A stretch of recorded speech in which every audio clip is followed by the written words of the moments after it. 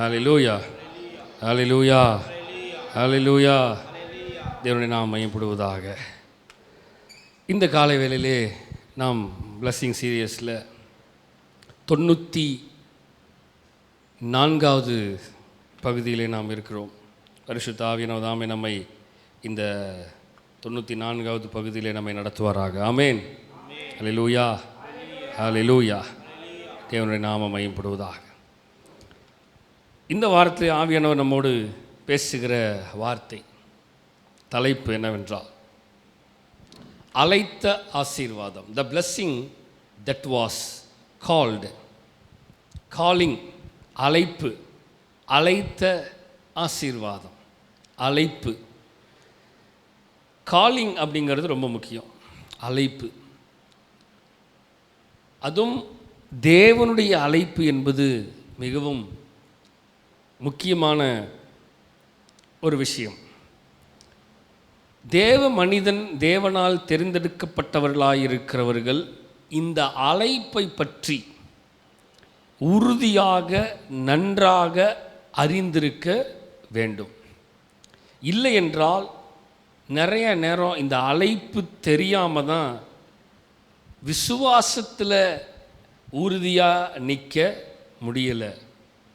இந்த அழைப்பு, காலிங், அழைப்பு சரியாக எனக்கு தெரியாதபடியால், நான் இந்த அழைப்பை சரியாக புரிந்து கொள்ளாதபடியினால்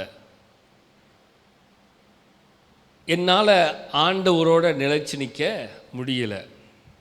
அப்போ இன்றைக்கு ஆவியானவர் நம்மோடு பேச விரும்புகிற விஷயம் 5 காரியத்தை குறித்து நான் தியானிக்க போகிறோம். அது எல்லாமே அழைப்பு தான். 5மே அழைப்பு தான். யாரெல்லாம் ஆண்டவர் எப்படி அழைத்தார்? வேதத்தில் நிறையா அழைப்பு இருக்கிறது. ஆனால் நம்ம இன்றைக்கி ஒரு 5 காரியத்தை குறித்து பார்க்க போகிறோம். அப்போ அழைப்பு என்பது மிகவும் முக்கியமானதாக இருக்கிறது. காலிங்.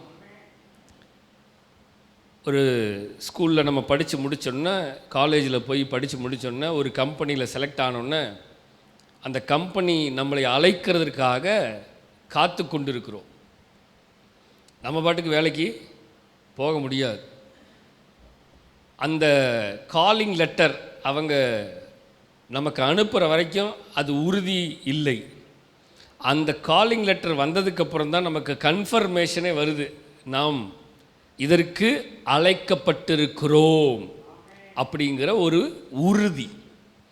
அதற்கப்புறம் தான் நம்ம ப்ரிப்பேர் ஆகிட்டு அந்த கம்பெனிக்கு போகிறதுக்கு நம்மளுடைய மைண்டு, நம்முடைய ஹார்ட், இருதயம், நம்முடைய சகல சரௌண்டிங்ஸ் எல்லாத்தையும் நம்ம என்ன பண்ணுறோம், அதற்கு தயார்படுத்தி கொள்கிறோம். தயார்படுத்திக்கிட்டு அந்த அழைப்புக்குள்ளாக நம்மை அர்ப்பணிக்க நம்மளை ஒப்பு கொடுக்குறோம். அப்போ அழைப்பு தெரிந்தால் மட்டுமே நாம் அர்ப்பணிக்க முடியும். சொல்லுங்கள். ஆமாம். நிறைய பேர்னால அர்ப்பணிக்க முடியாமல், சரண்டரிங் இல்லாமல் போகிறதுக்கு காரணம் என்னென்னா, they did not understand the calling of God. அவர்கள் தேவனுடைய அழைப்பை பற்றி புரிந்து கொள்ளாமல் இருக்கிறபடினால், they did not know what God's calling. தேவனுடைய அழைப்பு என்னவென்று தெரியாமல் இருக்கிறபடினால, I am not surrendering myself to God. நான் தேவனுடைய சமூகத்தில் என்னை ஒப்பு கொடுப்பதற்கு எனக்கு தெரியல. காரணம் என்னன்னா, அழைப்பு எனக்கு தெரியல. அழைப்பு தெரிந்தால் மட்டுமே நாம் அதற்குள்ளாக நம்மை அர்ப்பணிக்கவே முடியும். ஹல்லேலூயா, ஹல்லேலூயா. The blessing that was called. எப்படி தேவன் நம்மை அழைத்தார், எதற்காக அழைத்தார் என்பது தெரியணும். ஆண்டவர் என்ன நோக்கத்துக்காக நம்மை அழைத்தார் என்பது நமக்கு தெரியணும். எந்த இடத்துல எதற்காக அழைத்து ஆண்டவர் நம்மை வைத்திருக்கிறார் என்பது நமக்கு தெரியணும். ஹல்லேலூயா, ஹல்லேலூயா. இது தேவனிடத்தில் தான் கேட்கணும். ஆண்டவர் தெளிவாக நம்மக்கிட்ட சொல்லுவார், நம்மை தேவன் அழைத்த விதம். நான் ஊழியத்துக்கு பைபிள் காலேஜுக்கு போனபோது ஆண்டவர் இடத்துல நான் கேட்டேன், ஜெபிச்சேன், ஆண்டவரே என்ன அழைப்பை எனக்கு வைத்திருக்கிறீர்? அப்போ ஒரு நாள் காலை வேளையில் 5:30 மணிக்கு, 5:15 மணி இல்லை 5:30 மணி அந்த டைம் இருக்குன்னு நினைக்கிறேன், காலையில் ப்ரேயருக்கு 4:30 மணிக்கு எந்திரிச்சு கிளம்பிட்டு இருக்கும் பொழுது 5:30 மணிக்கு தொடங்கிடும் ப்ரேயர். இந்த 4:45 எந்திரிச்சு 4:30 எந்திரிச்சு கிளம்பிட்டு இருக்கிற அந்த நேரத்தில் இருட்டு, பயங்கரமான இருட்டு. அப்பொழுது நான் பல்லு விளக்கிட்டு நின்றுட்டுருக்கிறேன், அப்போ தான் கிளம்பிட்டு இருக்கிறேன். அப்போ ஆண்டவருடைய அழைப்பின் சத்தம் எனக்கு கேட்கிறது. என்னென்னா, நான் உன்னை இந்த காரியத்திற்காக அழைத்தேன் அப்படின்னு ஆண்டவருடைய சத்தம் தெளிவாக கேட்குது. அப்போ தான் ஃபஸ்ட்டு ஆண்டவருடைய சத்தத்தை நான் கேட்க ஆரம்பித்தேன். யாரோ பேசின மாதிரி இருந்துச்சுன்னு நான் திரும்பி அந்த இருட்டில் திரும்பி நான் பார்க்கிறேன், அங்கே யாருமே இல்லை. ஆனால் சத்தம் கேட்டது. எனக்கு முதல்ல தெரியல, யாரோ கூப்பிட்றாங்க போல. அப்புறம் திரும்பியும் ஏதோ ஒரு மனிதர் பேசுகிற சத்தம் கேட்கிறது. நான் திரும்பவும் சுற்றியும் பார்க்குறேன், இருட்டு, யாருமே இல்லை. அப்போ தான் எனக்கு புரிய வருது, ஆண்டவர் பேச ஆரம்பிக்கிறாரு. அப்போ நான் வேகமாக கிளம்பி போய் சர்ச்சில், தேவாலயத்தில் 5:30 மணிக்கு ஜெபம், ப்ரேயர் ஆரம்பிச்சிடும் காலையில் சேப்பலில். போய் உட்கார்ந்து ஜெபிக்கும் பொழுது தான் தேவனிடத்தில் தெளிவாக ஒரு தரிசனத்தை முதல் காட்டினார்.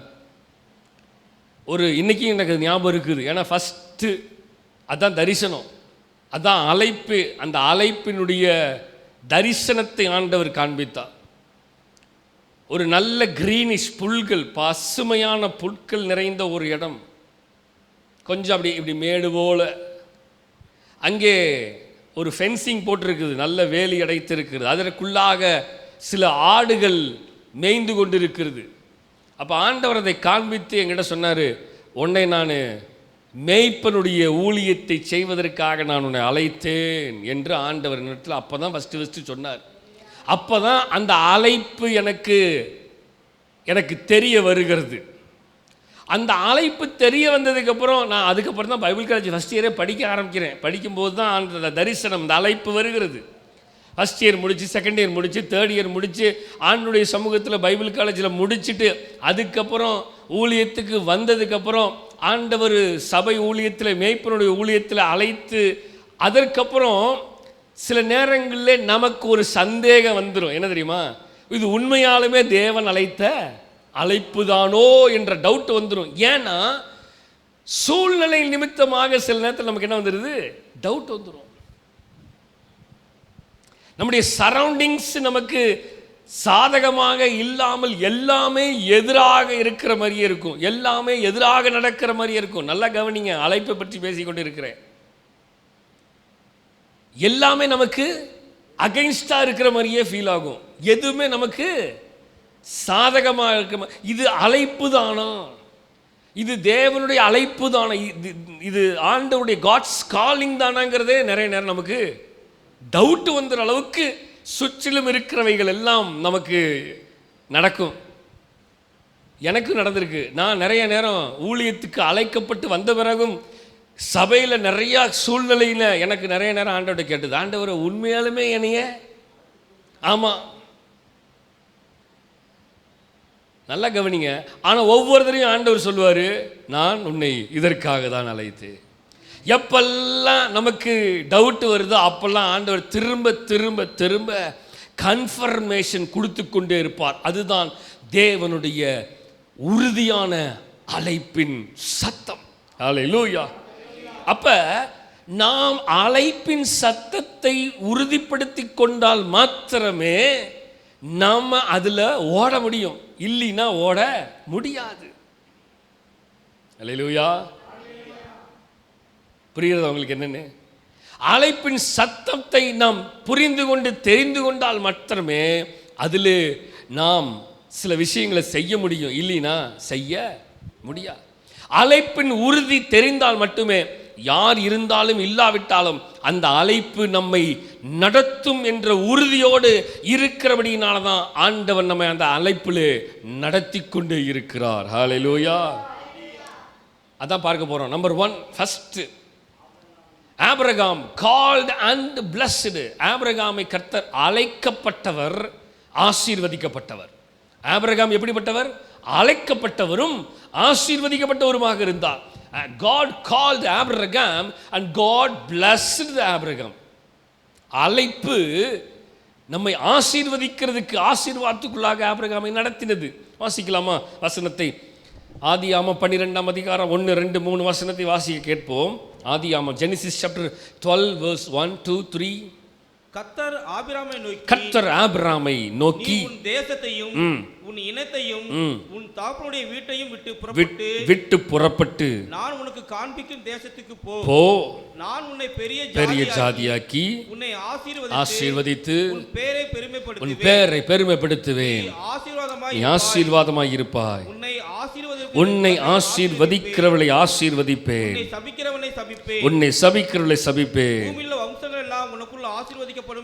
இந்த சம்பவம், இந்த வசன சகலமும் நமக்கு ரொம்ப ஃபெமிலியர், ரொம்ப பரிச்சயமானது. ஏன்னா ஆபிரகாமை குறித்து பல பல பல தடவை நம்ம தியானிச்சிருக்கிறோம். ஹல்லேலூயா.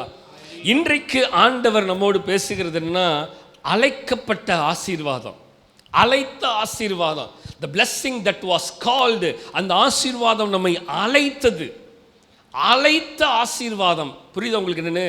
நம்மை அழைத்த ஆசீர்வாதம். வா, உன்னை ஆசீர்வதிக்கிறேன், நீ என்னோட சமூகத்துக்கு வா, உன்னை நான் ஆசீர்வதிக்கிறேன். ஆசீர்வாதத்தில் நிறைய ஆசீர்வாதம் இருக்குது. இது அழைப்பின் ஆசீர்வாதம். சொல்லுங்க. ஆமா, இது தேவனால் அழைக்கப்பட்ட ஆசீர்வாதம். இப்ப ஆபிரகாம் இல்ல, ஆபிரகாமை அழைக்கப்படுகிறார். ஆபிரகாம், கர்த்தர் ஆபிரகாமை நோக்கி நீ தேசத்தையும் உன் இனத்தையும் உன் தகப்பன் வீட்டை விட்டு புறப்பட்டு நான் உனக்கு காண்பிக்கும் தேசத்துக்கு போ. அப்ப கர்த்தர் அவருக்கென்று ஒரு அழைப்பை வைத்திருந்தபடியினால கர்த்தர் அந்த காலிங்குள்ளாக அவரை நடத்துகிறார். புரிகிறதா உங்களுக்கு? புரியுதா? அந்த அழைப்புக்குள்ள அவரை நடத்துறாரு. இப்போ அவர் ஒரு இடத்துல இருக்கிறாரு. இப்போ எங்கே வரணும்னா, அவர் அந்த இடத்துக்குள்ளே வந்தாதான், அந்த அழைப்புக்குள்ளே வந்தாதான், அந்த அனுபவத்துக்குள்ளே வந்தாதான் அது நடக்கும். இல்லைன்னா நடக்காது. அல்லேலூயா, அல்லேலூயா. ட்ரெயினுக்குள்ளே ஏறினாதான் ட்ரெயின் அனுபவம் நமக்கு கிடைக்கும். ரோட்டில் நின்றுட்டு ட்ரெயின் அனுபவம் அப்படின்னா நமக்கு இருக்காது. வாகனத்தை ஓட்டுகிற அனுபவம் வாகனத்தை ஓட்டும் பொழுதுதான் வருமே தவிர, வாகனத்தை சும்மா நம்ம அப்படின்னாலுமே அந்த அனுபவம் ரியாலிட்டிக்குள்ளே இருக்காது, ரியாலிட்டி இருக்காது. அப்ப ஆபிரகாமை நோக்கி கர்த்தர் அந்த அழைப்புக்குள்ளே அவரை நடத்துகிறார். இன்றைக்கு நன்றாக கவனிங்க, அழைத்த ஆசீர்வாதம். அந்த அழைப்பை நாம் சரியாக புரிந்து கொண்டு அதற்குள்ளே போனாதான் அதை அனுபவிக்கவே முடியும். இல்லைன்னா அந்த அழைப்பு அனுபவிக்க முடியாது. அல்லேலூயா.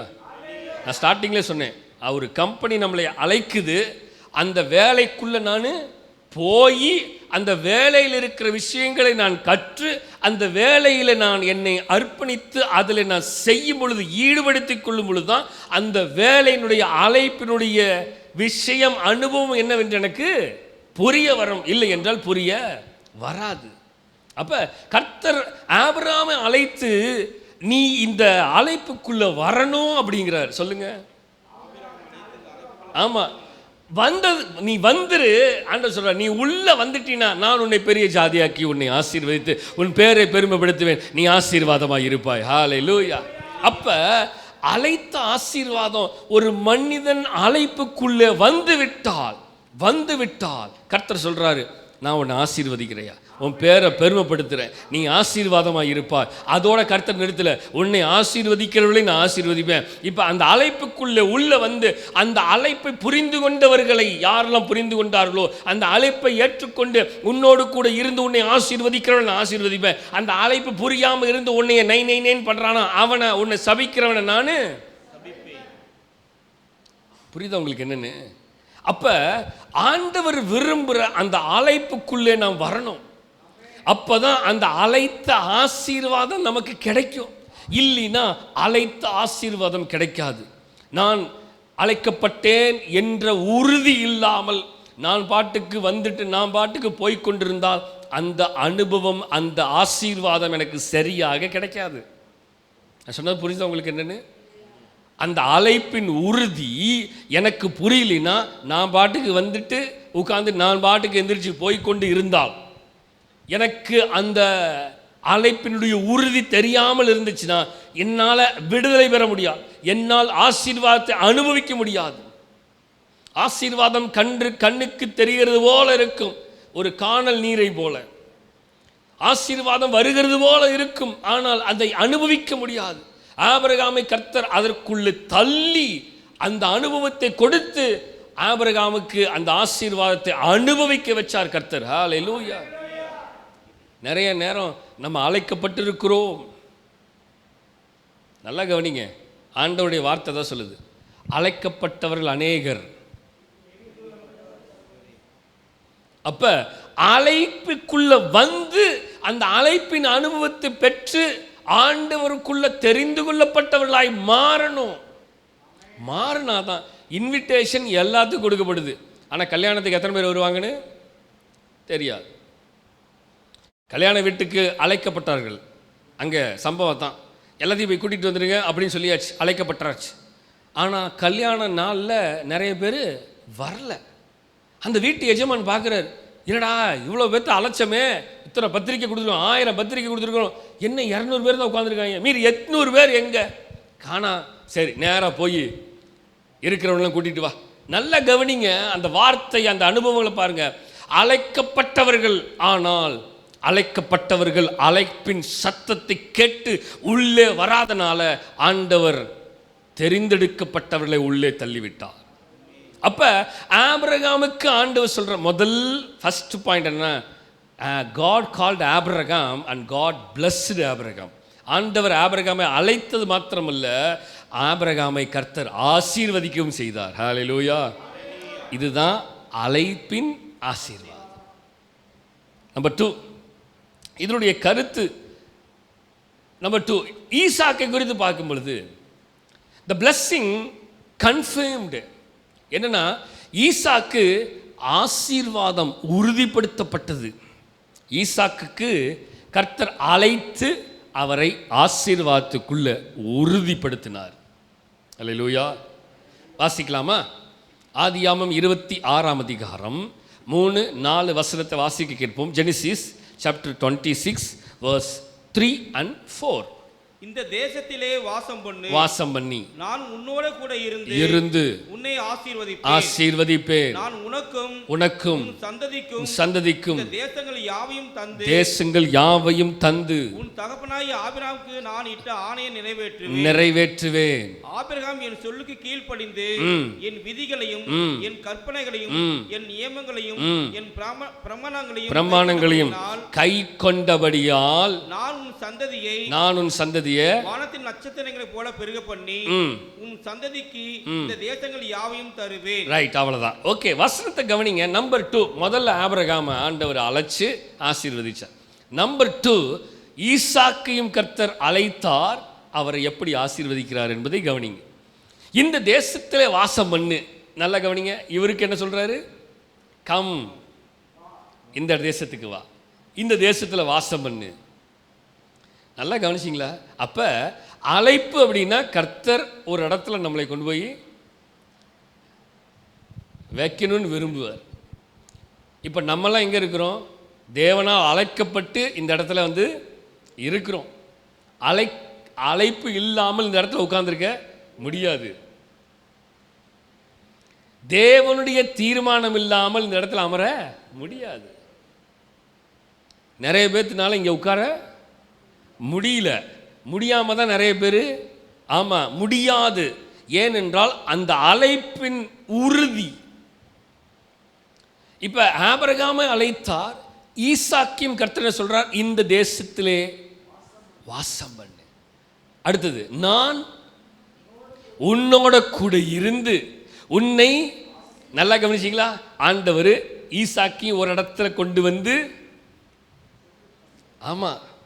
அப்ப கர்த்தர் அழைக்கும் பொழுது அந்த அழைப்பின் சத்தத்தை கேட்டு அதற்குள்ளே போகணும். அதுக்கு தான் அந்த சாமுவேலை கொண்டு வந்து அந்த அம்மா பிறந்து கொஞ்ச நாள்லயே அந்த பையனை, சாமுவேல் தீர்க்கதரிசி, அவர் முன்னாடி குழந்தையாய் சிறு பிள்ளையாய் இருக்கும் பொழுது ஆலயத்தில் கொண்டு வந்து அந்த அம்மா விட்டுட்டாங்க. எதுக்கு தெரியுமா? எனக்கு அழைப்பின் சத்தம் தெரியும், என் மகனுக்கும் அழைப்பின் சத்தம். எந்த அழைப்பின் சத்தம்? தேவ அழைப்பின் சத்தமும் அந்த உறுதியும் என் பிள்ளைக்கு, என் மகனுக்கு புரியணும், தெரியணும், ஃபீல் ஆகணும்னு சொல்லி அந்த அம்மா கொண்டது விட்டுட்டு போயிட்டாங்க. ஏலிக்கு ஏற்கனவே அந்த அழைப்பின் சத்தம் கேட்டுக்கொண்டிருந்தது. நல்லா கவனிக்கிறீங்களா? அங்கே இருக்கிறவருக்கும் கேட்குது, வெளியிலிருந்து கொண்டு வந்து விடுறவங்களுக்கும் கேட்டுருச்சு. இப்போ கேட்காத யாரு? சாமுவேலுக்கு மட்டும்தான் கேட்கல. இப்போ சாமுவேலை அந்த கேட்குற இடத்துல கொண்டு வந்து விட்டுட்டாங்க. கேட்டுக்கொண்டு இருக்கிற மனிதர்கள் இடத்துல கொண்டு வந்து விட்டுட்டார்கள். இப்போ ஆண்டவர் அங்கே பேசுகிறார், கூப்பிடுறார். என்ன கூப்பிடுறாரு? சாமுவேலே, சாமுவேலே. இப்போ அவருக்கு அது தெரியல. முதல்ல ஏலி தான் கூப்பிடுறாருன்னு போய் கேட்டுட்டு வரார் 2 முறை 3 முறை. அதுக்கப்புறம் ஏலி சொல்றாரு, அடுத்த தடவை இந்த சத்தம் கேட்கும் பொழுது நீ ரிப்ளை பண்ணிருப்பா. நல்லா கவனிங்களேன். அப்ப இந்த தேசத்துல வாசம் பண்ணு. அல்லேலூயா. அப்ப கர்த்தர் அழைப்பின் சத்தம் கேட்கிற இடத்திற்கு நம்மளை கொண்டு வந்து விடுறாரு. அவர் புல்லுள்ள இடங்களில் என்னை மேய்த்து அமர்ந்த தண்ணீர்கள் அண்டையில் என்னை கொண்டு போய் விடுகிறார். எதுக்கு? என் ஆத்துமாவை தேற்றி. எனக்கு சத்தம் கேட்கல, அட்லீஸ்ட் சத்தம் கேட்கிற இடத்துக்குள்ளனாச்சு நீ வந்து அமர்ந்து சத்தத்தை கேட்கறதுக்கு பழகுங்க. எனக்கு சத்தமும் கேட்கல, அழைப்பும் புரியல. இப்ப சத்தம் கேட்டு அழைப்பை புரிந்து கொள்ளுகிற இடத்துக்குள்ள வந்து அமர்ந்து அழைப்பை என்னவென்று கேட்டு தெரிந்து கொள் அப்படின்னு கர்த்தர் எங்க தள்ளுறாரு?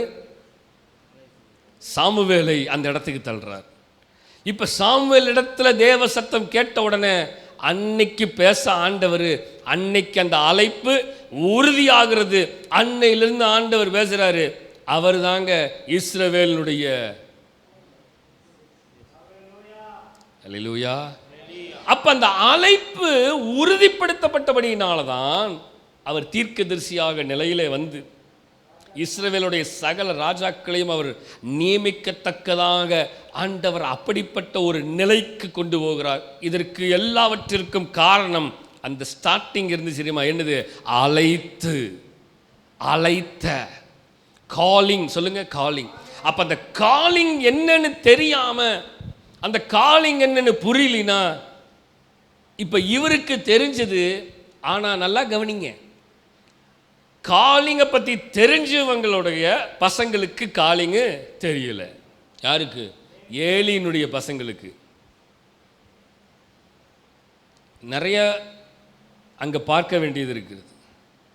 வெளியிலிருந்து உள்ள வரவங்களுக்கு காலிங் புரிஞ்சிச்சு, உள்ள இருக்கிறவங்களுக்கு நிறைய பேருக்கு காலிங் புரியல.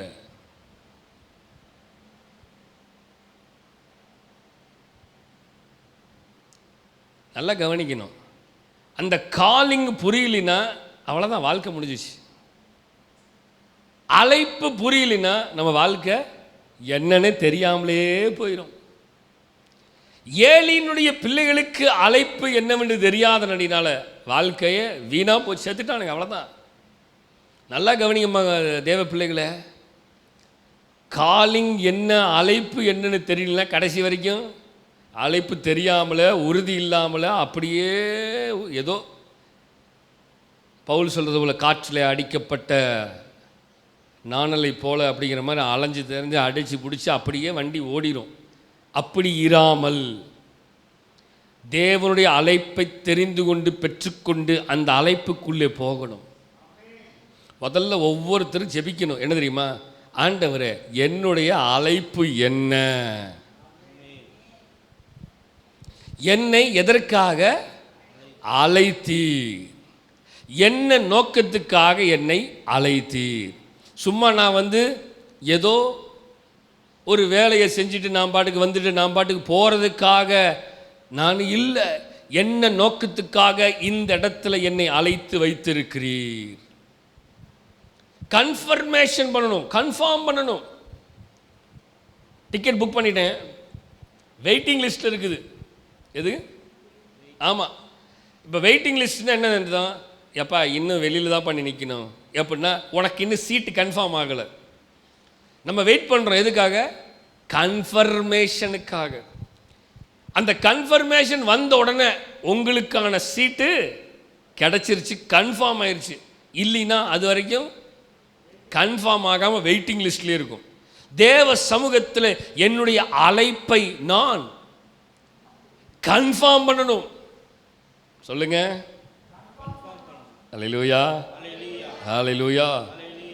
அங்கே தான் போட்டிருக்குது, ஆபிரகாமின் மகன் ஈசாக்குக்கு தேவன் அழைப்பு மற்றும் ஆசீர்வாதத்தை மீண்டும் என்ன பண்றாரா? கன்ஃபர்மேஷன், கன்ஃபார்ம் பண்றார், அங்க உறுதிப்படுத்துறார். நான் ஸ்டார்டிங்லேயே சொன்னேன், ஆண்டவர் அழைத்த அழைப்புல சில நேரத்தில் நம்முடைய வாழ்க்கையில் போகிற பாதைகளை பார்க்கும்போது இது உண்மையாலுமே தேவனுடைய அழைப்பு தானோ என்ற ஒரு சந்தேகம் வரும்.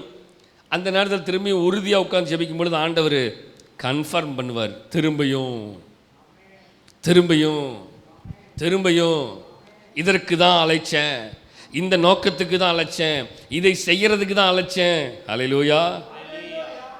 சரி, நம்பர் 2 முடிஞ்சிச்சு. மூணாவது யாரு? ஜேக்கப். Named and blessed. யாக்கோபை கர்த்தர் அழைத்து பெயர் இட்டார். பெயரிட்டது மாத்திரமல்ல, அவன் பெயரையே மாத்துறாரு. நல்லா கவனிச்சு பாருங்க.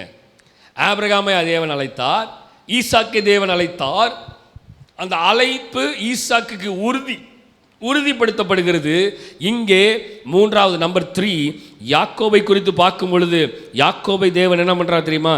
பெயரிட்டார் மற்றும் ஆசீர்வதிக்கப்பட்டார். வாசிக்கலாமா? ஆதியாகமம் 32ஆம் அதிகாரம் 28, 29 வசனம். Genesis chapter 32 verse 28 and 29. அப்பொழுது அவர், உன் பேர் இனி யாக்கோப்பு எண்ணப்படாமல் இஸ்ரவேல் என்னப்படும். தேவனோடும் மனுஷரோடும் போராடி மேற்கொண்டாயே என்றார். அப்பொழுது யாக்கோப்பு, உம்முடைய நாமத்தை எனக்கு அறிவிக்க வேண்டும் என்று கேட்டான். அதற்கு அவர், நீ என் நாமத்தை கேட்பானான் என்று சொல்லி அங்கே அவனை ஆசீர்வதித்தார். நல்ல கவனிங்க, இங்கே ஆண்டவர் அழைக்க மாத்திரம் செய்யவில்லை யாக்கோபை, அவன் பேரையே மாத்திட்டார். ஹல்லேலூயா. ஃபர்ஸ்ட் ஆபிரகாம் அழைச்சார் ஆண்டவர். ஆபிரகாம் அழைச்சி ஆண்டவர் என்ன பண்றார் தெரியுமா? அவனை ஆசீர்வதிக்கிறார்.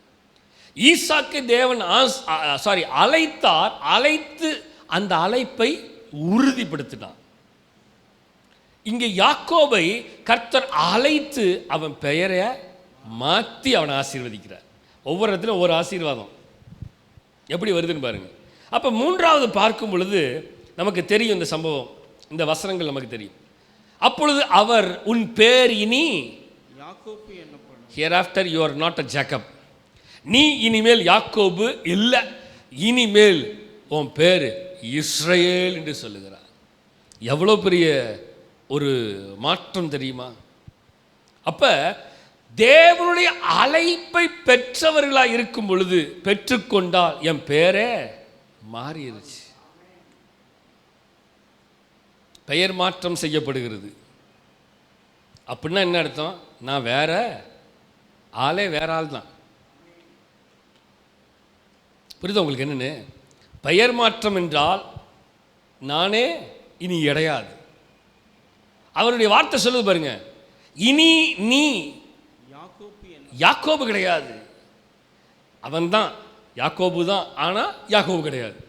அவன் கேரக்டரை நான் மாற்றுறேன், அவ்வளோதான். பேரையே மாற்றிட்டேன்ல, இனி வேற ஆள். அப்படிங்கும்போது உனக்குள்ள வேற கேரக்டர் வந்துடணும், வேற சிந்தனை வந்துடணும், வேற ஆக்டிவிட்டி செயல்பாடு வேற மாதிரி இருக்கணும். இனிமேல் யாக்கோபினுடைய செயல்பாடு எனக்குள்ள கிடையாது.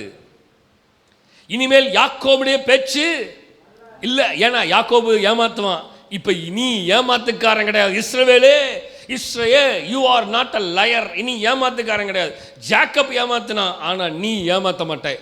அதாவது ஆளை மாத்தலாம் ஆண்டவர், பேரை மாற்றி டோட்டலாகவே எல்லாத்தையும் மாற்றிட்டார். இப்போ அவன் கேரக்டரே மாறுது, அவனுடைய பேச்சு மாறுது, அவனுடைய செயல் மாறணும், எல்லாம் மாறணும். அதுதான் அழைப்பினுடைய விஷயம்.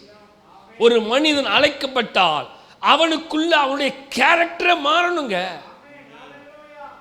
கேரக்டர் மாறணும். நீ தேவனோடும் மனிதனோடும் போராடினாய், அதனால நான் உன் பேரை மாத்திட்டேன், இனிமேல் யாக்கோபு கிடையாது நீ. அல்லேலூயா. அப்ப மூணாவது நம்பர் 3, கர்த்தர் அழைத்தது எதுக்கு தெரியுமா? என் கேரக்டரை மாத்துறதுக்கு. சொல்லுங்க, கேரக்டர் மாறினாதான் அந்த அழைப்பினுடைய ஆசீர்வாதம் எனக்கு கிடைக்கும். கேரக்டர் மாறாம அழைப்பின் ஆசீர்வாதம் எனக்கு கிடைக்காது. கல்யாண வீட்டில் ஆண்டவர் செய்த அற்புதம், முதல் அற்புதம், காணா ஒரு கல்யாணத்தில் திராட்சை ரசம் குறைந்து விட்டது. அவ்வளோ தீந்துருச்சு, திராட்சை ரசம் தீந்துருச்சு. இப்போ திராட்சை ரசம் இல்லை. இப்போ என்ன பண்ணணும்னா, நம்மளாக இருந்தால் என்ன பண்ணுவோம்? தீந்து போச்சு, இலை தீந்து போச்சு, இப்போ போய் இலை வாங்கிட்டு தான் வரணும், இலை தான் வாங்கிட்டு வரணும்.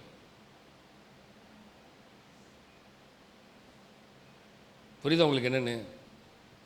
திராட்சை ரசம் தீந்துருச்சுன்னா திராட்சை ரசத்தை தான் வாங்கிட்டு வரணும். திராட்சை ரசத்தை செய்யறதுக்கு திராட்சையை வாங்கிட்டு வந்து அங்கே எல்லாத்தையும் மிக்ஸ் பண்ணி அப்போ செஞ்சிட்டு இருக்க முடியாது. ஆனால் நல்லா கவனிங்க, திராட்சை ரசத்தை அங்கே தீந்து விட்டது. ஆண்டவர் திராட்சை ரசத்துக்கு பதிலாக தண்ணியை ஊற்றுங்கிறார். நல்லா கவனிச்சிங்களா? திராட்சை ரசத்துடைய கேரக்டருக்கும் தண்ணி கேரக்டருக்கும் சம்மந்தமே இல்லை. திராட்சை ரசத்தை குடித்தா அது திராட்சை ரசம், தண்ணீரை குடித்தா அது தண்ணி. இப்போ தண்ணியை குடிச்சிட்டு திராட்சை ரசம் மாதிரி டேஸ்ட் வந்துருச்சா அப்படின்னு கேட்டால் சொல்லுங்க, திராட்சை ரசத்தை குடிச்சிட்டு தண்ணி மாதிரி இருக்குமா? இல்லை. இரண்டுமே வித்தியாசப்படுகிறது. ஆனால் ஆண்டவர் பாரு டோட்டலாக கேரக்டரை மாத்துறார், கேரக்டரை மாத்துறார். தண்ணீரை ஊற்றுங்கள், தண்ணீர் வெறும் தண்ணீர் மட்டும்தான் இருக்கிறது, ஆனால் அந்த தண்ணீரை ஆண்டவர் அப்படியே கேரக்டரே தலையில மாத்துறாரு, திராட்சை ரசமா மாத்துறாரு. இஸ்ரவேல் ஜனங்கள் சிவந்த சமுத்திரத்தை கடந்து வந்து அந்த தண்ணியை எடுத்து குடிக்கும் பொழுது அந்த தண்ணி கசக்குது, பயங்கரமான கசப்பு. இப்ப ஓடிக்கொண்டிருக்கிற தண்ணீரை எடுத்து குடிக்கும் போது கசப்பின் தண்ணி. இப்ப இந்த தண்ணியை அவங்களால குடிக்க முடியல. ஆண்டவர் சொல்றார், ஒண்ணும் இல்லை, ஒரு மரத்தை வெட்டி போடு, தண்ணி மாறிடும் டேஸ்ட். கேரக்டரே மாத்திரம் பாரு அப்படின்னு. நம்மளா தான் கேட்டிருப்போம், எப்படி மரத்தை வெட்டி போட்டால் வரும்? மாறுது. ஆண்டவர் சொல்றார், இவங்க அப்படியே போடுறாங்க, அந்த கசப்பு அப்படியே சுவையாய் மாறுகிறது, அப்படியே ஆப்போசிட் கேரக்டராக மாறுது. புரியுது உங்களுக்கு என்னன்னு? இல்லைங்க, அது கொஞ்சம் தான் குறைஞ்சிச்சு, இன்னும் அந்த கசப்பு தன்மை இருக்கிறது அப்படின்லாம் இல்லை. அப்படியே அப்ஸ் டவுனா ஆண்டவர் தலையிலா மாற்றுறாரு. காரணம் என்ன தெரியுமா? கேரக்டரை மாற்றுற தேவன். அல்லேலூயா.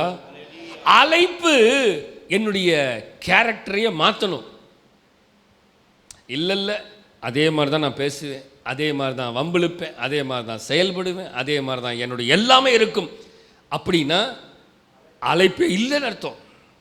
ஒரு மனிதன் அழைக்கப்பட்டிருந்தால் அவனுடைய செயல்பாடு மாறணும், அவனுடைய பேச்சு மாறணும், அவனுடைய அட்லீஸ்ட் அவர் 50% மாறி இருந்தால் பரவாயில்ல. எந்த மாற்றமும் இல்லாமல் இருக்கிறது என்றால் அழைப்புக்கான எந்த விதமான செயல்பாடும் எனக்குள்ளே நடக்கவில்லை என்று அர்த்தம். ஆண்டவர் யாக்கோபை அழைத்து, இனிமேல் நீ யாக்கோபு கிடையாது, இஸ்ரவேலா மாத்திரவனே, இனிமேல் யூ ஆர் த இஸ்ரேல், நீ இஸ்ரவேலாய் மாற்றப்படுகிறாய். அல்லேலூயா.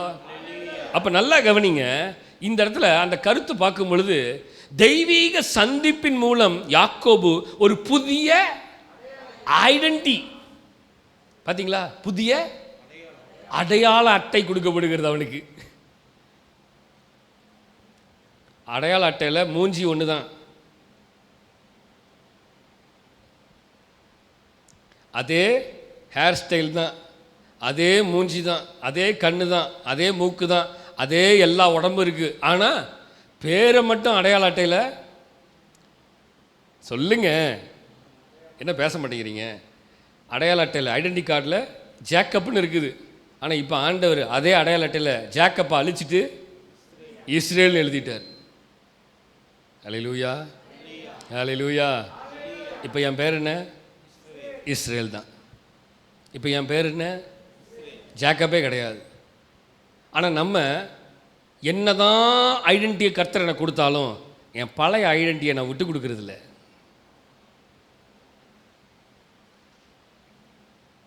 கர்த்தர் நம்முடைய ஐடென்டி கார்டை மாற்றினாலும் இல்லை, எனக்கு பழைய ஐடென்டி கார்டு தான் வேணும், புதிய ஐடென்டி கார்டு வேணாம். கர்த்தர் ஒரு புதிய அடையாளத்தை அவனுக்கு கொடுத்தார். இனி நீ இப்படிப்பட்ட அழைப்பில் வந்தபடினால நான் உன்னை இப்படி அழைச்சி உன்னைய பெயரை மாற்றி இந்த ஐடென்டிட்டியை உனக்கு கொடுத்துருக்கிறேன். ஆண்டவரே, இல்லை ஆண்டவரே, இந்த ஐடென்டிட்டி எனக்கு பிடிக்கல, நான் யாக்கோபாவே இருந்துட்டு போகிறேன் அப்படின்னு அங்கே சொல்லியிருந்தான்னா இங்களேன், யாக்கோபுடைய வாழ்க்கை ஆசீர்வாதமாய் இருந்திருக்க வாய்ப்பே இல்லை. அவன் கடைசி வரைக்கும் ஏமாத்துக்காரனாக தான் இருந்திருப்பானே தவிர கடைசி வரைக்கும் ஏற்கனவே பயங்கரமாக ஏமாத்துறான். இன்னும் well talented and well experience ஏமாத்துக்காரனாக மாறி இருப்பான். இருக்கிற அத்தனை பேர்த்தையும் அவன் தூக்கி சாப்பிட்ருப்பான். அந்த அளவுக்கு அவனுடைய கேரக்டர் மாறி இருக்கும். ஆனால் ஆண்டவர் அதை விரும்பவில்லை. நன்றாக கவனிங்க. அப்போ நம்பர் 3, அழைப்பு என்ன மாற்றுது என் கேரக்டரை. சொல்லுங்க, என்ன சத்தம் வர மாட்டேங்குது? கேரக்டருங்கும் போது மட்டும் சத்தம் அப்படி வால்யூமை குறைச்ச மாதிரி அழைப்பு அப்படி போகுது. சொல்லுங்க, அழைப்பு என்னுடைய அடையாளத்தையே மாற்றுகிறது, கேரக்டரை மாற்றுது. ஹல்லேலூயா.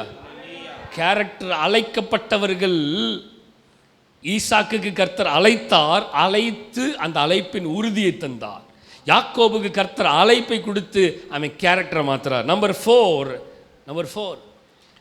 the chosen in Christ, கிறிஸ்துவில் தெரிந்து கொள்ளப்பட்டவர்கள். என்னன்னா, அழைப்பு கிறிஸ்துவில் தெரிந்து கொள்ளப்பட்டவர்களாக இருக்கிறது.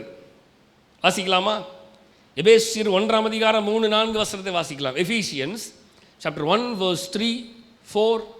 நம்முடைய கர்த்தராகிய இயேசு கிறிஸ்துவின் பிதாவாகிய தேவனுக்கு ஸ்தோத்திரம். அவர் கிறிஸ்துவுக்குள் உன்னதங்களிலே ஆவிக்குரிய சகல அந்த வார்த்தையை கவனிங்க. ஆவிக்குரிய சகல ஆசீர்வாதத்தினாலும் நம்மை ஆசீர்வதித்திருக்கிறார்.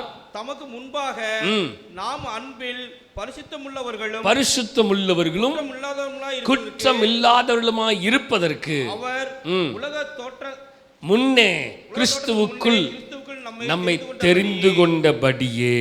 அந்த வார்த்தையை கவனிச்சிங்களா? அழைப்பை பற்றி சொல்லும் பொழுது கர்த்தர் எப்படி நம்மளைய தெரிந்து கொண்டார் என்பதை பார்க்கும் பொழுது, நம்முடைய கர்த்தராகிய இயேசு கிறிஸ்துவின் பிதாவாகிய தேவனுக்கு ஸ்தோத்திரம். அவர் கிறிஸ்துவுக்குள் உன்னதங்களிலே ஆவிக்குரிய சகல ஆசீர்வாதத்தினாலும் நம்மை ஆசீர்வதித்திருக்கிறார். அப்போ ஒரு மனிதனை, ஒரு மனுஷியை, ஒரு ஸ்திரீ, ஒரு சகோதரனை, ஒரு சகோதரியை கர்த்தர் அழைத்தார் என்றால் அந்த அழைப்பின் ஆசீர்வாதம் இந்த பூலோகத்தினுடைய ஆசீர்வாதத்தை சார்ந்ததாக இல்லாமல், நல்லா கவனிங்களேன், உன்னதங்களிலே ஆவிக்குரிய சகல ஆசீர்வாதத்தினாலும் நம்மை ஆசீர்வதித்திருக்கிறார். அப்போ அழைப்பு என்னை ஆசீர்வதித்த அழைப்பு இது உலகத்தை சார்ந்திருக்கிறதாக இல்லாமல் கர்த்தர் எப்படி சூஸ் பண்ணாரு. அதான் 4வது, சூசன் இன் கிரைஸ்ட், தேவனுக்குள்ளாக அழைக்கப்பட்டிருக்கிறபடினால உன்னதங்களின் ஆசீர்வாதம் வருகிறது, பூமிக்குரிய ஆசீர்வாதம் இல்லை. நீங்கள் ஆபிரகாமை எடுத்து பாருங்க, ஆண்டவர் பூமிக்குரிய ஆசீர்வாதங்களை கொடுக்கல, உன்னதங்களின் ஆசீர்வாதத்தை கொடுத்தார். ஈசாக்கை எடுத்து பாருங்கள், உன்னதங்களின் ஆசீர்வாதத்தை கொடுக்குறார். ஏன்னா துறவு எல்லாத்தையும் மூடிட்டாங்க. இப்போ துறவை தோண்டி அதில் தண்ணி வரணும்னா எப்படி வரும்? ஆண்டவர் தீர்மானம் பண்ணால் தான் தண்ணி வரும். எவ்வளோ போர் போட்டாலும் சில தண்ணி வரமாட்டேங்குது.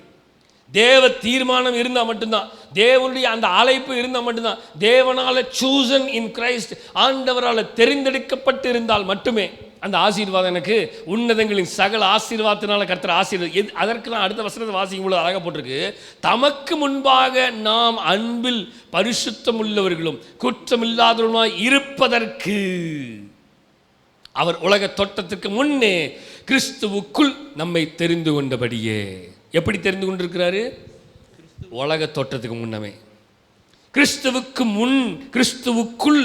அப்ப ஆசீர்வாதம் தேவன் அழைத்தது உலக தோட்டத்துக்கு முன்னமே நம்மை அழைத்திருக்கிறார். இந்த இடத்துல இங்கே உட்கார்ந்துருக்கிறோன்னா அதற்கு ஆண்டவர் எப்பயோ நம்ம பேரை இங்கே எழுதி வச்சுட்டார். புரியுதுங்களா? அதுதான் அழைப்பு. சில நேரத்தில் நாம் நினச்சிட்டு இருக்கிறது நடக்கிறது இல்லை. ஏன் தெரியுமா? அது தேவனுடைய அழைப்பு இல்லை. தேவனுடைய அழைப்பாக இருந்தால் நம்ம வாழ்க்கையில் கர்த்தர் அதை நிச்சயமாக செய்வார். தேவ அழைப்பும் தேவன் முன்குறித்ததிலும் இருந்ததுன்னா அது நிச்சயம் நடக்கும். அது நடக்கல அப்படின்னா அது தேவனுடைய அழைத்து அவர் ஆசீர்வதிக்கிறதாக இல்லை. கர்த்தர் அழைத்து ஆசீர்வதிக்கிறார் என்றால் என்னை அங்கே கர்த்தர் ஏற்கனவே அதை உறுதிப்படுத்தி இருக்கிறார். அது நடக்கிறது. அது நடக்கவில்லை என்றால் அது தேவனுடைய காலிங்கும் இல்லை, தேவனுடைய அழைப்பும் இல்லை, ஆசீர்வாதமும் கிடையாது. அதனால வசனம் சொல்லுது, உலக தோட்டத்துக்கு முன்னமே தமக்கு முன்னாக அவருக்கு முன்னதாக நாம நிற்கணுங்கிறதுக்காக குற்றம் இல்லாதவர்களும் அன்பிலே உறுதி உள்ளவர்களாக இருக்கும்படியாக கர்த்தர் அதற்காக சூஸ் பண்ணியிருக்கார். அப்போ நம்பர் 1 ஃபஸ்ட்டு ஆபிரகாமை கர்த்தர் அழைச்சார், ஆசீர்வதிச்சார். நம்பர் 2 ஈசாக்க கர்த்தரை அழைச்சி உறுதிப்படுத்தினார். நம்பர் 3 யாக்கோபை கர்த்தர் அழைச்சாரு, அவன் கேரக்டரை மாற்றினார். 4வது கர்த்தர் காட் சூசன் இன் கிரைஸ்ட், கிறிஸ்துவுக்குள் நான் தெரிந்து கொள்ளப்பட்டவனாக இருக்கிறேன். எதற்காக? இந்த அழைப்புக்குள்ளே வந்து என்னுடைய அழைப்பு இப்போ உருவாக்கப்பட்டது, இப்போ அழைக்கப்பட்ட அழைப்பு இல்லை. இந்த அழைப்பு உலக தோட்டத்துக்கு முன்னதே கிறிஸ்துவுக்குள்ளாக என்னை கர்த்தர் அழைச்சார் என்ற உறுதி, நான் குற்றமற்றவனாக இருக்கிறதற்காக, நான் பரிசுத்தமுள்ளவனாக இருப்பதற்காக. எப்படி? அன்பில். ஹல்லேலூயா. அப்போ கர்த்தர் விரும்புகிற என்ன தெரியுமா? அந்த கருத்தை பார்க்கும் பொழுது கிறிஸ்துவில் விசுவாசிகள் தேவனால் அழைக்கப்பட்டு ஆன்மீக ரீதியாக ஆசீர்வதிக்கப்படுகிறார்கள், தெய்வீக ரீதியாக. இதுதான், அதான் நான் சொன்னேன், உலகத்தின் ஆசீர்வாதம் இல்லை, தெய்வீக ஆசீர்வாதம். அதான் பாடல் சொல்லுகிறது, தெய்வீக கூடாரமே என் தேவனின் சந்நிதியில் தேடி ஓடி வந்தோ தேவிட்டாத பாக்கியமே. தெய்வீக கூடாரம் எது? ஆண்டவருடைய சமூகம். மிஷ்கான் தெய்வீக கூடாரம் தான். மிஷ்கானுக்கு அர்த்தம் தெரியுமா? தெய்வீக கூடாரம் தான். நம்ம சர்ச்சுடைய பேர் என்ன? ஆமாம், மிஷ்கான் மினிஸ்ட்ரிஸ். தெய்வீக கூடாரம் தான். இந்த தெய்வீக கூடாரத்துக்குள்ளே வரும்பொழுது ஆண்டவர் சொல்கிறார், அந்த வார்த்தை பாருங்கள், கிறிஸ்துவில் விசுவாசிகள் தேவனால் அழைக்கப்பட்டு ஆன்மீக ரீதி, அப்படின்னா ஆவிக்குரிய ரீதியான ஆசீர்வதிக்கப்படுகிறார்கள். நல்ல கவனிங்க, அழைப்பு நம்மை ஆவிக்குரிய ஆசீர்வாதத்தை கொடுக்க வேண்டும் என்று விரும்புகிறது தவிர உலகத்தின் ஆசீர்வாதம் அல்ல. நான் அழைக்கப்பட்டதே ஆவிக்குரிய ஆசீர்வாதத்தை அனுபவிக்கிறதற்கு. நான் அழைக்கப்பட்டது உலகத்தின் ஆசீர்வாதத்தை அனுபவிக்கிறதுக்காக நான் வரவில்லை, அழைக்கவில்லை கர்த்தர். நிறைய நேரம் நிறைய பேர்த்துக்கு இதுவே புரியல. கர்த்தர் என்னை அழைச்சி என்னை ஆசீர்வதிச்சு என்னை எப்படி தினமா வச்சிருக்கிறாரு. எதுக்கு? ஆவிக்குரிய விஷயத்தில் அழைச்ச ஆண்டவர் ஆவிக்குரிய அனுபவத்தில் வளர்ந்துருக்கிறோமா? அதெல்லாம் கிடையாது. ஜபிக்கிறதுல வளர்ந்துருக்கிறோமா? ஆவிக்குரிய ரீதியான ஆன்மீக ரீதியான ஆசீர்வாதம் என்னது? ஜபத்தில் வளரணும். ஆன்மீக ஆசீர்வாதம், தெய்வீக ஆசீர்வாதம் என்னது? எது? பைபிள்ல வாசிச்சு உறுதியாய் தேவ சத்தியத்தில் நிலைக்கிறது. சொல்லுங்க பார்க்கலாம். தேவ சத்தியத்தில் உறுதியாய் நிற்கிறது. அதுதான் ஆன்மீக ஆசீர்வாதம். தெய்வீக ஆசீர்வாதத்தை உறுதிப்படுத்துறது தான் அழைப்பு. தேவனுடைய கிருபா வரங்களுக்குள்ளாக வளர்வது தான் என்னது? தேவனால் ஸ்பிரிச்சுவலி ஐ கால்ட் அப்படிங்கிறதுக்கான அர்த்தம். தேவன் அழைத்த நோக்கத்தை நிறைவேற்றணும். அல்லேலூயா. தேவ அழைப்ப, ஆமாம், அதை நிறைவேற்றணும்னா அந்த அழைப்புக்குள்ளே இருக்கிறதே வேஸ்ட்டு. சரி, கடைசியாக ஒன்று அதை பார்த்து முடிக்கலாம். 1 பேதுரு 2ஆம் அதிகாரம் 9ஆம் வசனத்தை வாசிக்கலாம். 1 Peter 2:9. 1 பேதுரு 2ஆம் அதிகாரம் 9ஆம் வசனத்தை வாசிக்கலாமா? நீங்களோ உங்களை அந்தகாரத்தினின்று தம்முடைய ஆச்சரியமான ஒளியினிடத்திற்கு வரவழைத்தவருடைய புண்ணியங்களை அறிவிக்கும்படிக்கு தெரிந்து கொள்ளப்பட்ட சந்ததியாயும் ராஜரீகமான ஆசாரிய கூட்டமாகவும் பரிசுத்த ஜாதியாகவும் சொந்த ஜனமாயும் இருக்கிறீர்கள். எஸ். இப்ப நம்பர் 5 என்னன்னு பாருங்க. Number 4, chosen by God, chosen in Christ. Number 5 என்ன தெரியுமா? called and set apart. கர்த்தர் எதுக்கு அழைச்சிருக்கார் தெரியுமா? எதுக்கு அழைச்சிருக்காரு? செட் அபார்ட் அப்படின்னு என்னது? பிரித்தெடுக்கப்பட்டது. அதான் ஆண்டவருடைய வார்த்தை சொல்லுது. என்ன தெரியுமா? நீங்கள் உலகத்துக்கு ஒத்த வேஷம் தெரியாமல். கர்த்தரனை அழைச்ச அழைப்புக்கு ஃபைனல் காலிங், ஃபைனல் வேர்டு என்ன தெரியுமா? Set apart. சொல்லுங்க. செட் அபார்ட், பிரித்தெடுக்கப்படுதல். சொல்லுங்க. பிரித்தெடுத்தார். பிரித்தி பிரியாதிருந்தீர். என்னை பிரிச்சு எடுத்துட்டாரு. எங்க இருந்து? ஆமா, ஆனா அவர் என்னை விட்டு பிரியல. இப்ப நானு, ஆண்டவரே என்ன பிரிச்சிடாதீங்க. எதுல இருந்து? சொல்லுங்க. எதுல இருந்து சொல்லுங்க. என்ன யோசிக்கிறீங்க? ஆண்டவரே என்ன பிரிச்சிடாதீங்க. எதுல இருந்து? உலகத்திலிருந்து பிரிச்சிடாதீங்க. பிரியாதிருந்தீர். ஆண்டவரே ஞாயிற்றுக்கிழமை மட்டும் பிரியாம இருக்கணும், மற்ற நாள்லாம் பிரிஞ்சு போயிருங்க. சிரிக்கிறாங்க நிறைய பேர். உண்மையாக அப்படி தான் நம்ம இருக்கிறோம் அப்படின்னு அவங்களுக்கே தெரியுது போல, அதனால தான் சிரிக்கிறாங்க. ஆஹா, ஆமாடா, சொல்கிற மாதிரியே, பாஸ்டர் பேசுகிற மாதிரியே நம்ம வாழ்கிறோம். நல்லா கவனிங்க. காலிங் என்ன தெரியுமா? Set abort. காலிங் என்ன தெரியுமா? சொல்லுங்கள். தனித்துவம். நான் முடிக்கிறேன், 5வது முடிச்சிட்டேன். கடைசி வசனம் தான். சொல்லுங்க. Calling set apart. அழைப்பு பிரித்தெடுக்கப்பட்டது.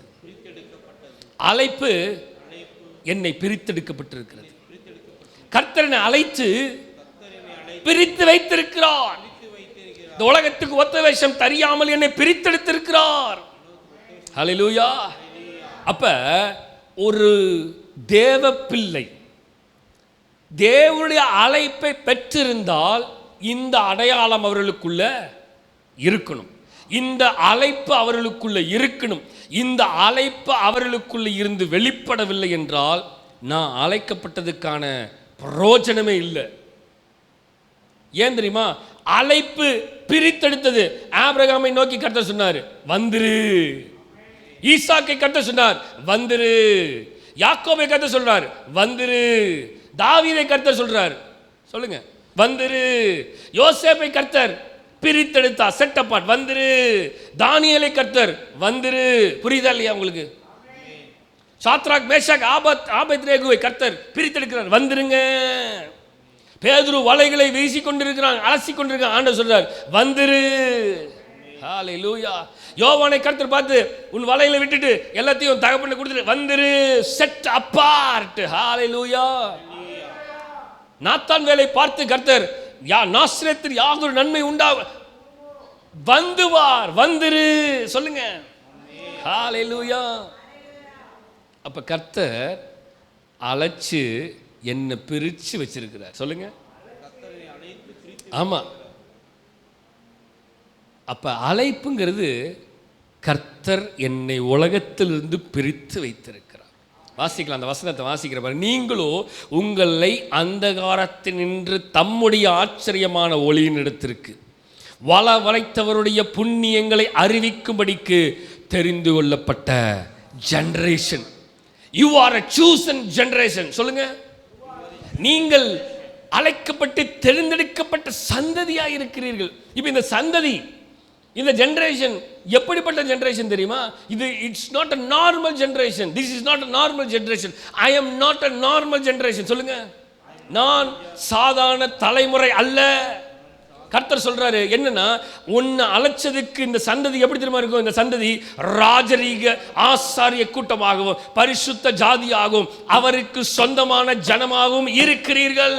கர்த்தர் செட் அப்பார்ட் பண்ணதுக்கான நோக்கம், கர்த்தர் அழைத்து என்னை பிரித்து வைத்ததுக்கான நோக்கம் ராஜரீக கூட்டமாக இருக்கணும், ஆசாரிய கூட்டமாக இருக்கணும், பரிசுத்த ஜாதியாக இருக்கணும், சொந்த ஜனமாக இருக்கணும். கர்த்தருடைய அதான் ஆண்டவர் உடன்படிக்கை பண்ணார்.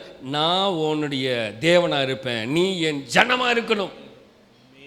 ஆண்டவருடைய மிக முக்கியமான உடன்படிக்கை கவனன்ட் தான். அப்ப ஆண்டவர் என்ன அழைச்சாருன்னா அந்த அழைப்பு கடைசி 5வது பாயிண்ட் என்ன பண்ணுது? அந்த அழைப்பு என்ன செட் அப்பார்ட் பண்ணணும், என்னை செட் அப்பார்ட் பண்ணணும். அந்த அழைப்பு என்னை பார்க்கிறவர்கள் புரிந்து கொள்ளுகிறார்கள். அந்த அழைப்பை என்னை பார்க்கிறவர்களுக்கு தெரிகிறது. அந்த அழைப்பு தேவனால் இவர்கள் அழைக்கப்பட்டார்கள் என்பதனுடைய அந்த அனுபவத்தை என்னை பார்க்கும்போது அவர்களுக்கு புரிகிறது.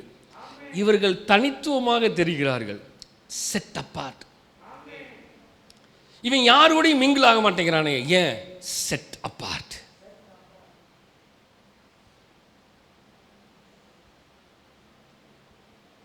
அதை நிறைய பேர் இந்த காலிங்கை புரிஞ்சிக்காதனால தான் இந்த செட் அப்பார்ட்டுங்கிறது தெரியல.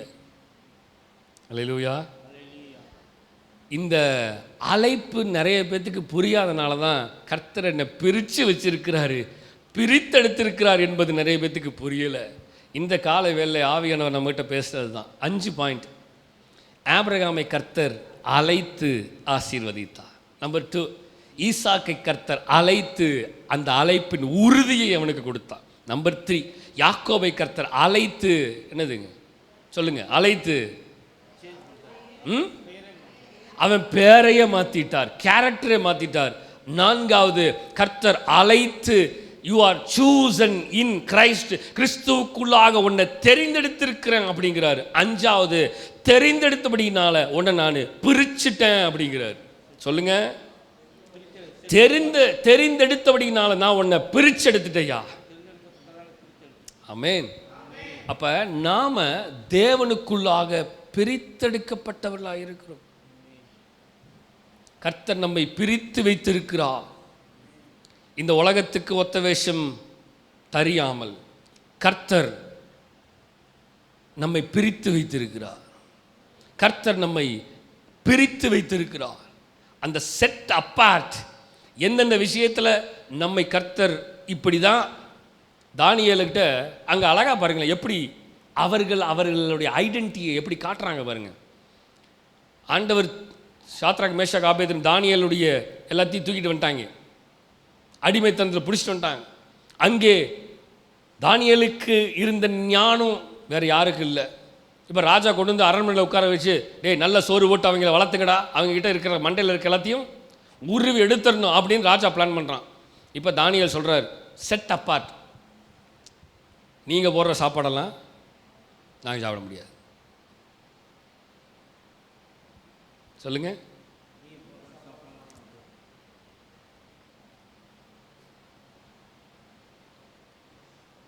நீங்கள் கொடுக்குற ஜூஸ் எல்லாம் நாங்கள் குடிக்க முடியாது, ஏன்னா நீங்கள் கொடுக்குறது வேறு ஜூஸ், நாங்கள் குடிக்கிறது வேறு ஜூஸ். Set apart. புரியுதா மக்களே?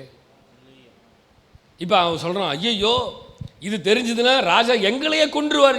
உங்களுக்கு இந்த சோறு கொடுக்கலைன்னா உங்களுக்கு இதை கொடுக்க சொல்லி ராஜா பரவாயில்ல, ராஜாவுக்கு தெரியாமல் யோசிக்கோ, இதை நாங்கள் மரக்கறிகளையும் கீரைகளையும் நாங்கள் சாப்பிட்டுக்கிறோம், ஒரு 10 நாள் கழித்து வந்து பாரு யார் நல்ல ஞானத்திலும் தேறினவர்களாக புஷ்டியாக இருக்கிறாங்கன்னு பாரு, செக் பண்ணி நீயே செக் பண்ணி பாரு, அப்புறம் பேசிக்குவோம் அப்படின்னு தைரியமாக போல்டாக, ஆஹா ராஜா விருந்துடா நமக்கு அப்படின்னு நம்மளா இருந்தா குண்டாக்குள்ளே குதிச்சிருப்போம். Set apart. நிறைய நேரம் புரியாதனால தான் குண்டாக்குள்ள குதிச்சிடறோம். நம்ம கர்த்தர் பிரிச்செடுத்திருக்கிறாருங்க தெரியாம யார் என்ன கொடுத்தாலும் வாங்கி குடிச்சிடுறது. அது என்னங்கிறத ஃபஸ்ட்டு நிதானிக்கணும். அது எங்கேருந்து வந்துச்சு, அது எங்கே உருவாக்கப்பட்டது, இது நமக்கு தகுதியானதா, இது கர்த்தருக்கு உகந்ததாக இருக்குமா? இந்த சரீரத்தை கேரக்டரையே மாற்றி ஆண்டவர் என்னையே மாற்றி அவரால் அழைக்கப்பட்ட ஜனமாக என்னை வச்சிருக்கும் பொழுது இப்போ நான் அவருக்கு பிரியமில்லாத எதையாவது சாப்பிட்டா எனக்கு அது செட் ஆகுமா? அப்படிங்கிறதுலாம் தெரியாமல் அதனால என்ன என்னதுங்க சொல்லுங்க, அதனால என்ன சாப்பிட்றதுல தப்பு இல்லை, அதனால என்ன குடிக்கிறதுல தப்பு இல்லை, அதனால என்ன அப்படின்னே நிறைய பேர் அழைப்பை கொஞ்சம் கொஞ்சமாக ஊற்றி ஊற்றி ஊற்றி ஊற்றி ஊற்றி என் அழைப்பை அழைச்சிட்டே இருந்து கடைசியில் அழைச்சிருச்சு. எதை அழைப்பை ரப்பர் வச்சு அழைச்சிருச்சு சோறு. அழைப்பு என்னுடைய அழைப்பை எல்லாத்தையும் அழைச்சி எடுத்துருச்சு. இப்போ எனக்கு என் அழைப்பு என்னன்னு தெரியாமல் போய் உட்காந்துருக்க கூட. நல்லா புரிஞ்சுக்கோங்க. இன்னைக்கு ஆவியானவர் பேசுகிறார். அழைத்த ஆசீர்வாதம். சொல்லுங்க, முடிச்சிட்டேன். அழைத்த ஆசீர்வாதம் இதோடைய கடைசி கருப்பொருள். கடவுளின் அழைப்பு ஐடென்டி, நோக்கம் மற்றும் ஆசீர்வாதத்தை கொண்டுள்ளது. What is the purpose? நோக்கம், ஐடென்டி அண்ட் பர்பஸ். நான் சொன்னேன் பார்த்தீங்களா, இது என்ன நோக்கத்துக்காக எனக்கு கொடுக்கப்படுது, இது என்ன நோக்கத்துக்காக இது எனக்கு. அவர் தெளிவாக சொல்கிறார். யார்? தானியேல். நீ என்ன நோக்கத்துக்காக எனக்கு சோறு ஓடுறங்கிறது தெரிஞ்சு வச்சுடா. நீ இந்த நோக்கத்துக்காக சோறு ஓடுறனால நான் சாப்பிட மாட்டேன். புரியுதா உங்களுக்கு? என்னென்னு என்ன புரிஞ்சுது? தலையிலே ஆட்டுறீங்க. இங்கெல்லாம் நல்லா நல்லா ஆட்டிடுவான். வெளியில் போனால் இதே மாதிரி தலையாட்டுவான். ஒருத்தன் வந்து டப்புன்னு தலையை வெட்டிடுவான் ஆடு மாதிரி. இங்கே ஆட்டுறது பெருசு இல்லை, வெளியிலையும் போய் தலையாட்டணும். இங்கே தலையாட்டிட்டு வெளியில் போய் தலையாட்டும் பொழுது தண்ணியை தெளித்து ஒரே வெட்டிடுறானுங்க. அங்கே நம்மளை சமைச்சிட்றான். கடைசியில் நம்ம தரிசனம், நம்ம அழைப்பு எல்லாமே ஒன்றும் இல்லாமல் போயிடுது. தரிசனத்தால் என்னை வெறுத்தனரே, பரியாசம் செய்தென்னை. தெரியாதா? பாட்டு அனுப்புகிறேன், கேட்டு பாருங்க. சூப்பர் பாட்டு, எனக்கு அந்த லிரிக்ஸ் ரொம்ப பிடிக்கும். தரிசனத்தால் என்னை வெறுத்தனரே. எப்படிங்க? கர்த்தரினை அழைச்சு இந்த தரிசனத்தில் வச்சிருக்கிற, நான் தரிசனத்தில் நிற்கிறனால அவன் என்னையெல்லாம் வெறுக்கிறான், வெறுத்துட்டு போகிறான். தரிசனத்தால் என்னை வெறுத்தனரே, பரியாசம் பழிச்சுமைகள் செலுத்தினாரே. பரியாசம் பண்ணி பழிச்சுமையெல்லாம் போட்டான். ஏன் தெரியுமா? நான் கூப்பிடும்போது வரமாட்டேங்கிறான். என் தரிசனத்துக்குள்ள இவன் வரல. நான் உன்னுடைய தரிசனத்தில் இல்லைப்பா, என் தேவ தரிசனத்தில், என் தேவ அழைப்பில் இருக்கிறேன். ஆனால் தேவ அழைப்பில் இருக்கிறனால தான் தரிசனத்தால் என்னை வெறுத்தனரே. மக்களே நல்லா கவனிங்க. நீங்கள் தேவனால் அழைக்கப்பட்டிருந்தால், தரிசனத்தில் இருந்தீங்கன்னா சுற்றியும் உங்களுக்கு பகை வரும். ஆனால் நம்ம நினச்சிக்கிறோம், ஐயோ பகைக்கிறானே அப்படின்னு எல்லாத்துக்கிட்டையும் ஸ்மூத்தாக போயிடணும். ஆமாம், ஸ்மூத்தாக தரிசனத்தை அவங்ககிட்ட விட்டு கொடுத்துட்றோம். அப்படி தான் ஒருத்தன் ஏமாத்தினான். யார்? சோரை ஏமாத்தினான் பாரு. யார்? யாக்கோபு தான். அழகாக போய் அப்படியே பேசி அப்படியே குண்டாவோட தூக்கிட்டு வந்துட்டான். அவனு கொடுத்துட்டான், வச்சுக்கோன்னு. இந்த மாதிரி தான் நிறைய நேரம் நம்ம காலிங்கை விட்டுறோம், நம்முடைய தரிசனத்தை விட்டுறோம், நம்முடைய அழைப்பை விட்டுறோம். நல்ல கவனிங்க மக்களே, தெய்வ பிள்ளைகளே.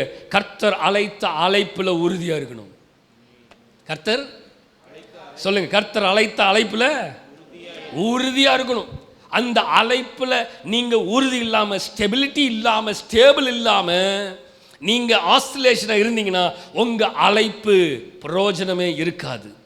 இந்த அழைப்பு மற்றவர்களுக்கு பிரயோஜனப்படணும். நானே அந்த அழைப்பு பிரயோஜனம் இல்லாமல் போய்விட்டால் மற்றவர்களுக்கு இந்த அழைப்பு பிரயோஜனப்படவே படாது. கர்த்தர் என்னை அழைத்த நோக்கம் என்ன தெரியுமா?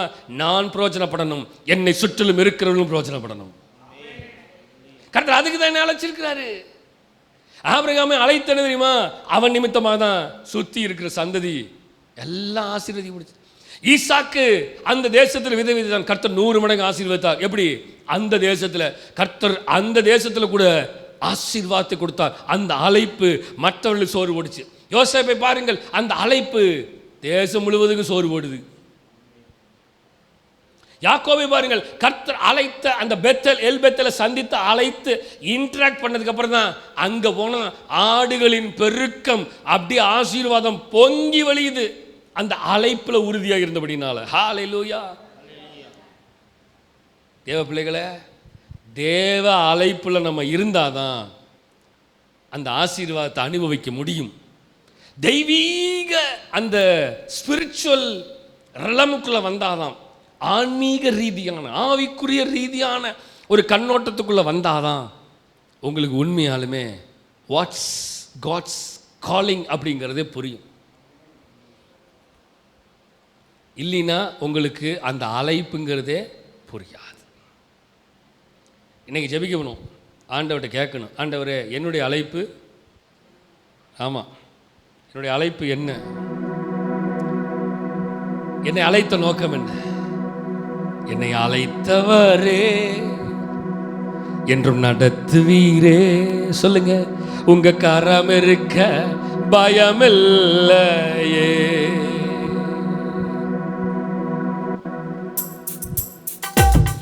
என்னை அழைத்தவரே என்னை நடத்துவீரே, உங்க கரம் இருக்க பயமில்லையே. சொல்லுவோமா? என்னை அழைத்தவரே என்றும் நடத்துவீரே, உங்க கரம் இருக்க பயமில்லையே. எந்த பாதையையும் தாண்டிடுவே, எந்த சூழ்நிலையை மேற்கொள்ளுவே. சொல்லுவீங்களா? எந்த பாதையையும், கைகளை தட்டி வாயில திறந்து, எந்த சூழ்நிலையை மேற்கொள்ளுவே, உங்க கரம் இருக்க பயமில்லை. சொல்லுங்க சொல்லுங்க.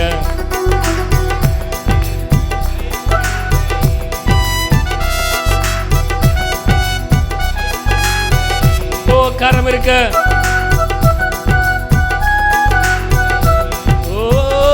உங்க கரம் இருக்க, ஆமென் ஆமென் ஆமென், உங்க கரம் இருக்க. புல்லுள்ள இடங்களில் மேய்த்திடுவீர், அமர்ந்த தண்ணீரண்டை. சொல்லுவீங்களா? புல்லுள்ள இடங்களில். ஓ எஸ், ஆமென்.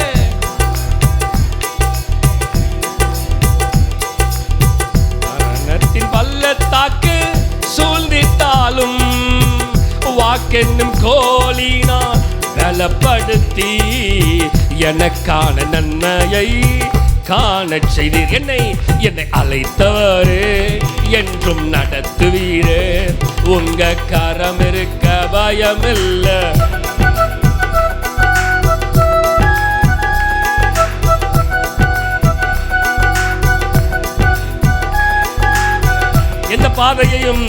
எந்த பாதையையும் தாண்டிடுவே. தேவன் என்னோடு கூட இருக்க முடியல, எந்த சூழ்நிலையும். ஓ ஆமே, எந்த பாதையையும். சொல்லுங்க. ஓ ஆமே, எந்த சூழ்நிலையை மேற்கொள்ளுவே, உங்க கரம் இருக்க பயமில்லையே, உங்க கரம் இருக்க. அந்த அழைத்த தேவன் உங்க கரம் இருக்க. ஓ எஸ், ஆமென், உங்க கரம் இருக்க. தரிசனத்தால் என்னை வெறுத்தனரே, பரியாச பழிச்சுமையை. சொல்லுங்க, தரிசனத்தால் என்னை வெறுத்தனரே, அநியாய பழிச்சுமைகள் செலுத்தினரே. இந்த வார்த்தை சொல்லுங்க பார்க்கலாம். தரிசனத்தால் என்னை வெறுத்தனரே, அநியாய பழிச்சுமைகள் செலுத்தினரே. புரியுதுங்களா? ஆண்டவரோட இருக்கும் பொழுது, நிறைய நேரம் தரிசனத்துல இருக்கும் பொழுது நம்மை வெறுப்பார்கள், ஆனாலும் நாம தரிசனத்துல இருக்கணும். ஹல்லேலூயா. நம்மை வெறுக்கிறார்கள் என்பதற்காக தரிசனத்தை விட்டுறக்கூடாது.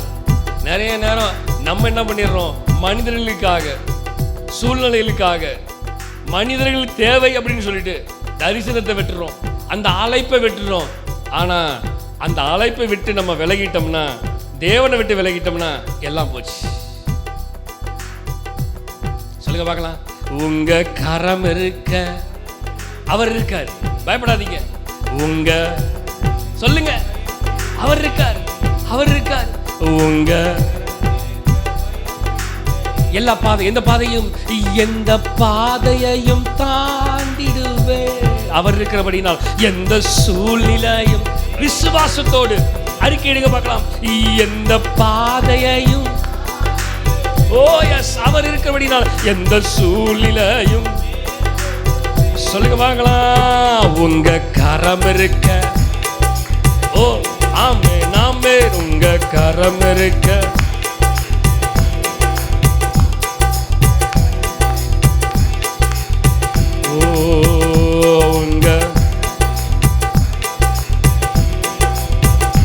உங்க கரம் இருக்க,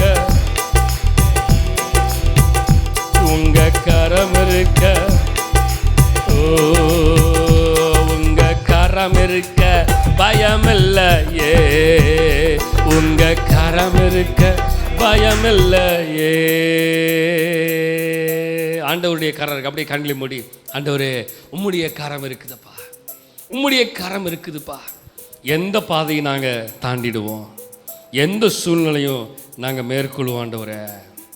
எந்த பாதையும் நாங்கள் தாண்டிடுவோம் ஆண்டவரே, எந்த பாதையும் தாண்டிடுவோம் ஆண்டவரே.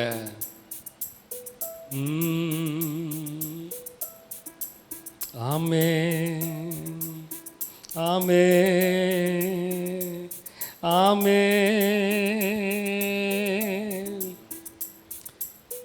தேவன் இருக்கிறபடினால, தேவன் இருக்கிறபடினால எந்த பாதையும் நான் தாண்டிடுவேன், எந்த சூழ்நிலையும் மேற்கொள்ளுவேன். அழைப்பை விட்டு ஒருபோதும் விலகாதீங்க.